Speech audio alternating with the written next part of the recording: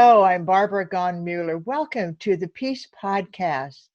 Peace Podcast, think of those words that when you listen to this program today with Mandar Apt, you're going to find out a way that not only you can be peaceful, because that's the core of his program, but how you can help others who may be tragically involved with gangs or involved with things that are not suiting their lifestyle. And he's going to teach us a bit about that. But let me just tell you about Mandar. I had the honor of being at the Rotary World Peace Conference with Mandar. I wasn't in his session because I was also giving a session. I was talking about how to have peace in your daily life. And he was probably talking about how he has brought, I don't know if you want to call them criminals or you want to call them people who have been on the wrong path, working with the police, and how meditation has saved them. I remember watching his beautiful, beautiful introductions to his movies, and he was saying words like this: if you breathe right, you can breathe into the pain. You can breathe so that you can wipe out the angst that you're feeling. And I watch these gang members talking about meditating. Oh, Mandar, I'm so excited. Mandar is the executive director from India with Love. He's a visiting scholar at the School of Conflict Analysis, 2016, and today's his anniversary. I am so honored. 4 years ago, Mandar life changed. He's going to tell you about how the compassion and the meditation taught from his heart to those who needed it. He has taught leadership programs using meditation practices. I could go on for about 2 hours because I had the honor of hearing him at the Rotary Peace Club for World Peace. Mandar, without further ado, I don't want to take one more minute, but I want to say I love you, I thank you, and please, please start your program today on your anniversary with what you want us to know about your program, and then I'll ask you a few questions. Yeah, Barbara, thank you very much. We inspire each other. So I remember our conversation about a year ago when we were introduced by another Rotarian. And today, 4 years ago today, I was working at Shell Oil. I was a petroleum engineer, head of innovation for Shell. And I was on a holiday in India. And I was reading the autobiography of Dr. King. And I read a chapter of 30 pages of his travel to India, which I did not know anything about. And so as an engineer, I put a hypothesis in my mind that when Martin Luther King Jr. had traveled to India 60 years ago, Mahatma Gandhi had died. So the two men never met each other. But we all know how influenced Dr. King is and how he talks about Gandhi as his spiritual guide, his mentor, things like that. So I had this hypothesis that it was not a physical meeting with Gandhi, the person, that had that transformative impact on MLK, but it was meeting with the people of India and tasting the culture and wisdom of India during his 5-week journey that may have given him a experience of non-violence in action.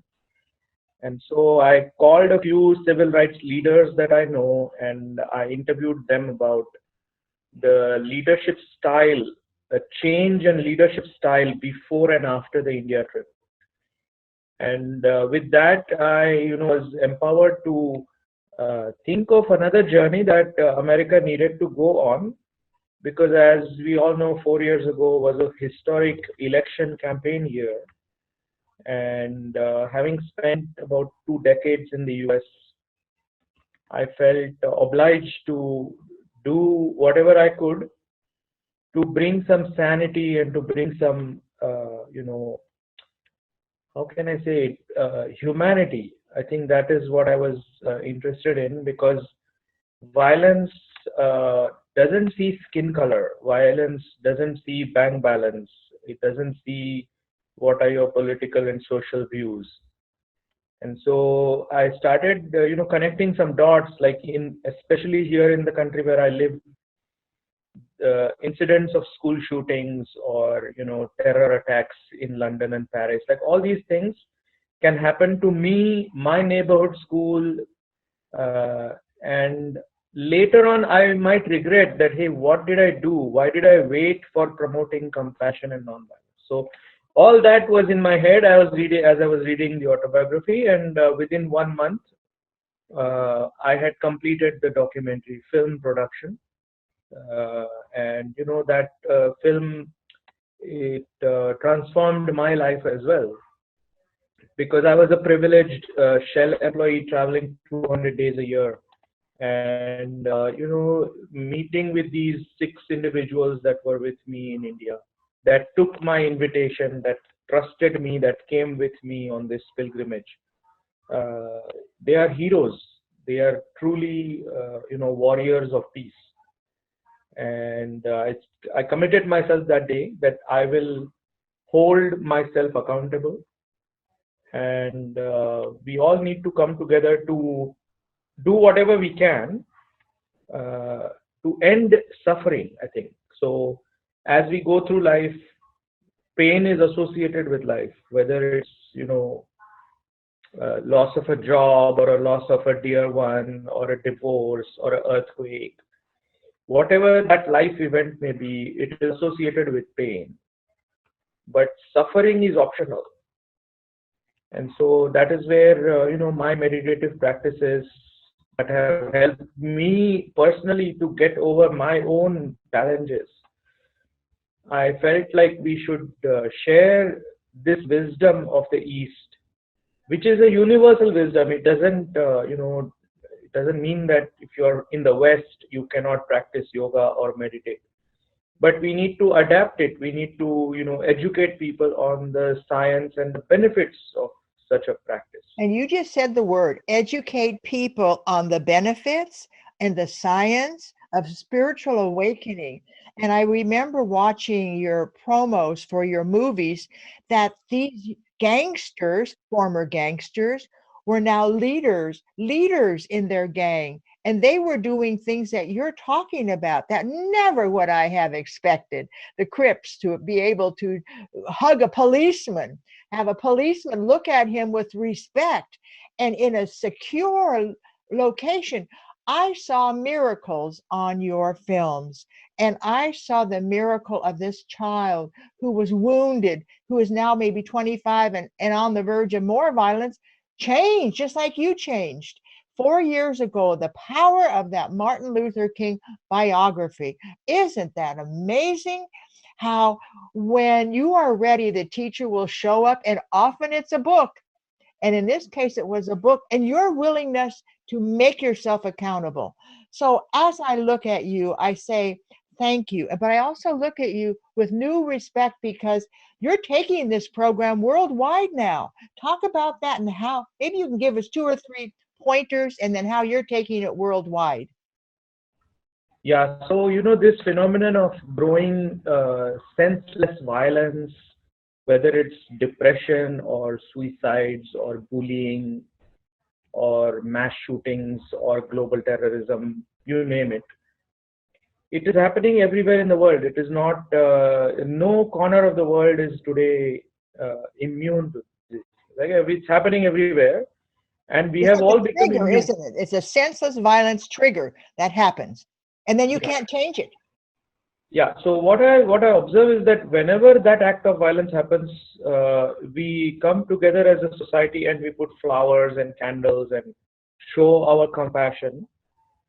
But we go back to our silos. We go back to that state of, hey, it's never going to happen to me. So that is where I would say the work that we have started here in Los Angeles uh, is going to be, hopefully inspirational to people in other communities where there are these, news stories of violence, like for example, Chicago, Milwaukee, Baltimore. But it could be also parents and educators that are thinking school incidences, they cannot happen in my neighborhood. I live in such a beautiful neighborhood. So I hope that our work is inspiring people who are by nature good, by nature peaceful, but we are keeping that peace to ourselves. So that is where hopefully this work inspires people who are sitting on the fence that, hey, come on, let's put a flame, let's put a torch on compassion and non-violence. And even let's be selfish about it. Let's bring peace education to my child's school. Because today children are anxious, they are scared, parents are scared because they They don't know are. when this new incident will happen in which area of the US. Well, That is there's where one thing. I would invite people who are listening to your podcast that my work is just, not even the tip of the iceberg. There's a huge mountain of work ahead, and it can only happen where we work with each other. And there's a theme that comes through in your movies and in the way you talk, and that is an inner peace. When I interviewed 85 of the 2016 Rotary World Peace Conference speakers, I asked the question, what does peace mean to you? And every one of them without fail said, it begins with me. It begins inside. Well, that's what you're carrying around the world with you. Isn't that right, Mandar? That you're carrying that inner peace and making it available to others. Yeah, I mean, I am just one of the thousands of yoga and meditation practitioners and teachers that believe in this concept and are sharing it with the world we live in. I would include all forms of yoga, all forms of meditative practices. My spiritual teacher, meditation teacher is my inspiration. But there are so many others that are also doing the same. So I would not discount anybody else. I think everyone needs to go through that inner peace and crystallize your own being, and then it shines like a diamond outside. So we can promote peace outside, but it has to come from that source of love and joy that you have to work on yourself, like Martin Luther King Jr. or Gandhi or Mother Teresa. Tell us your websites. Yeah, the website for two projects that I am currently holding space for. The first is called FromIndiaWithLove.org, and that has access to the documentary film as well as leaders who are interested in going on the pilgrimage to India. Uh-huh. I take 2 or 3 pilgrimages to India. So you are welcome to come with us. But it is not a vacation. It is a hard work to discover yourself, I would say.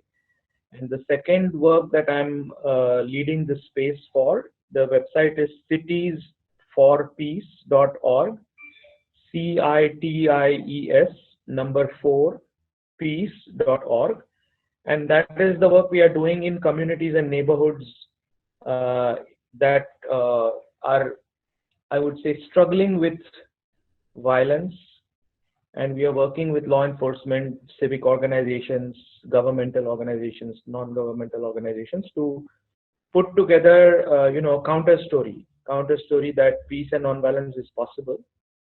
Especially in LA, we have achieved these 3 unique characteristics from our program. The first is using meditation and yoga practice to show that both the police as well as community members, perpetuators of violence, can find healing and self-care and improve their mental well-being and resilience. The second is a unique way to bring community and police together.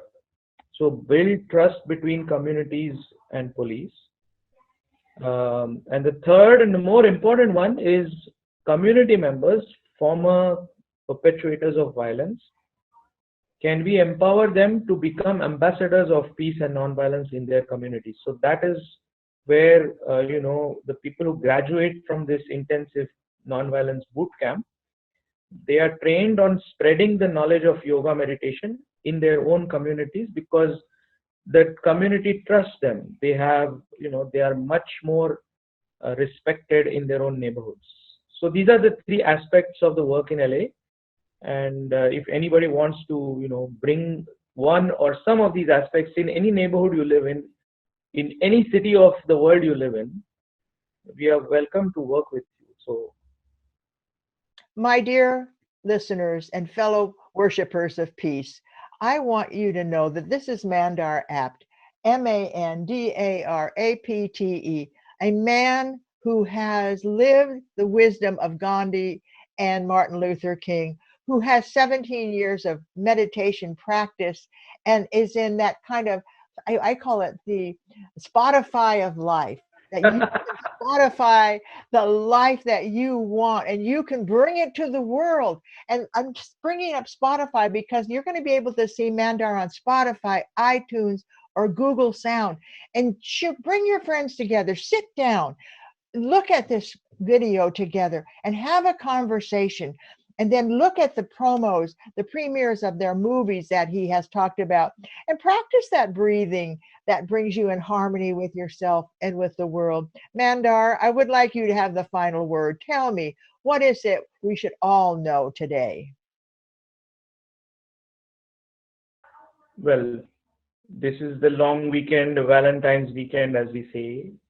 So, one of the teachings that I have heard and from my teacher is make yourself a Valentine first, right? You know, Mandar, I cannot tell you how grateful I am that you said the word Valentine, because when I watched your shows again, your programs, I kept seeing the love, that love is the answer. And to me, that's why Valentine's Day is so impressive, because it's when you share your love. And you don't have to give presents, you just have to share the love that you feel for people. And I always end my conversations with people, not goodbye, but I love you. And I really do. I really do love them. I love humanity. Even those who are not necessarily on the right track, I still love them because I know that came from, everybody has something wonderful in them, and I know that. Yeah, And so love is not just an emotion; it is also our nature. it is. And when we are filled with anger, frustration, jealousy, sadness, depression, we are just staying away from our nature. So just learning how to clean this diamond will show you that the diamond is in you, the Gandhi is in you. You don't have to go look for anything outside. That It, doesn't mean we don't get inspired by people like Gandhi, but we don't put them on a pedestal Mhm. because their journey must have also been hard. It's not easy. And so when I think you have that self-love and self-compassion, surrounding yourself with people who are also in that space gives you the feeling of, hey, we can do it, because alone you cannot do it. We cannot do it alone, and we need each other's help to hold our hands, hug, rest on the shoulder sometimes. So that is where it's a collaboration, it's interdependence. It's not, you cannot do it independently. you are listening to Mandar Apt. Um, I'm Barbara Gonmuller, and I just hope that you will go to the websites that he gave you today. And I hope you will invite your friends to listen to this Peace Podcast, because this Peace Podcast has so much wisdom in the realm of violence, conflict, and how we can change our world one person at a time. One person at a time. Thank you, Barbara. Thank you for all the work that you do. And I will visit you in Santa Barbara, and we will have a meal and we will talk more on the beach. I would love that. Mandar, you are my wonderful friend. Your spirit is now in harmony with mine, and I so appreciate you, and I appreciate Gandhi, and I appreciate all the peacemakers who have gone before us, on whose shoulders we stand. And what a privilege we have had that we can bring the peace to others. And I invite our listeners to tune in again next week for Peace Podcast. I'm Barbara Gonmuller. Our programs are about health, happiness, and a better world. And you know, we can all be part of that. Thanks again. Bye bye.